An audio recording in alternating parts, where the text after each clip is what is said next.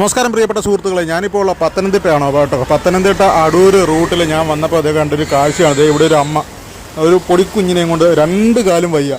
അപ്പം varicose ulcer വന്നിട്ട് രണ്ട് കാലും വയ്യാണ്ടിരിക്കുകയാണ്. അപ്പം 8 മാസം പ്രായമുള്ള ഒരു പൊടിക്കുഞ്ഞുണ്ട്. അപ്പോൾ ഈ ഒരു ചേച്ചിക്ക് എനിക്ക് നിന്ന് കച്ചവടം ചെയ്യാനോ ഒന്നും പറ്റുന്നില്ല. ഒരു അല്പനേരം നിൽക്കുമ്പോഴത്തേക്ക് കാലുവേദന വീണ്ടും ഇരിക്കും. അങ്ങനെ ഇവരുടെ ഒരു അവസ്ഥയെന്ന് പറയുന്നത്, ഇപ്പോൾ വാടക വീട്ടിലാണ് നേരത്തെ താമസിച്ചുകൊണ്ടിരുന്നത്. അപ്പം വാടക വീട്ട് 4 മാസത്തെ വാടക കൊടുക്കാനുള്ള കാരണം വീട്ട് ഉടമസ്ഥ ഇറക്കി വിട്ട് ഇപ്പം വീട്ടു സാധനങ്ങൾ പോലെ ഈ ഇട്ടിരിക്കുന്ന ഡ്രസ്സ് അല്ലാതെ ഒന്നും ഈ ചേച്ചിയുടെ കയ്യിൽ ഇപ്പോൾ ഇല്ല. അപ്പം ഹസ്ബൻഡിന് കാര്യമായിട്ടുള്ള ജോലിയോ കാര്യങ്ങളൊന്നുമില്ല. അപ്പോൾ ഒരു അടിയന്തര സഹായം ആവശ്യമുണ്ട്. ഇപ്പോൾ ഈ ഒരു 4 മാസം വാടക കൊടുത്തു കഴിഞ്ഞാൽ, അത്യാവശ്യം കൊടുത്തു കഴിഞ്ഞാൽ അവരുടെ വീട്ടു സാധനങ്ങൾ എടുത്തിട്ട് വേറെ എവിടെയെങ്കിലും ഒരു വാടകയ്ക്ക് താമസിക്കാനുള്ളൊരു സാഹചര്യം കിട്ടും. അപ്പോൾ ഈ ഒരു പെൺകുട്ടി നമ്മുടെ കേരളത്തിൽ അടൂർ പത്തനംതിട്ട റൂട്ടിലാണ് ഉള്ളതെന്ന് ഓർക്കണം.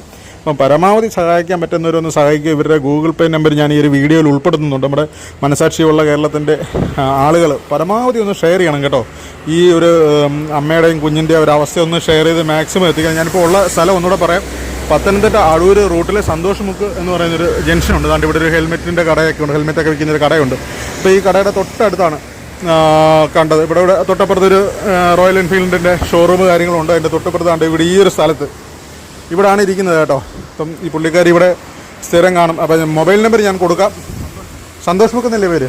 അപ്പം വീഡിയോയിൽ ഞാൻ നമ്പർ ഉൾപ്പെടുത്താം. പരമാവധി ആൾക്കാരൊന്ന് സഹായിക്കുക. അപ്പം ഈ കുഞ്ഞുമുണ്ട്, വെറും 8 മാസം പ്രായമുള്ളൊരു കുഞ്ഞുമുണ്ട് കൂടെ. അപ്പം വേറെ ഒരു നിവൃത്തി ഇല്ലാത്തതുകൊണ്ടാണ് നമ്മളൊരു വീഡിയോ എടുത്തത്. അപ്പോൾ പരമാവധി എല്ലാവരും ഒന്ന് ഷെയർ ചെയ്ത് എല്ലാവരിലേക്ക് എത്തിക്കുക കേട്ടോ. എത്തിച്ച് എല്ലാവരും പരമാവധി ഒരു സഹായം കൂടെ ഈ ചേച്ചിക്ക് കൊടുക്കുക.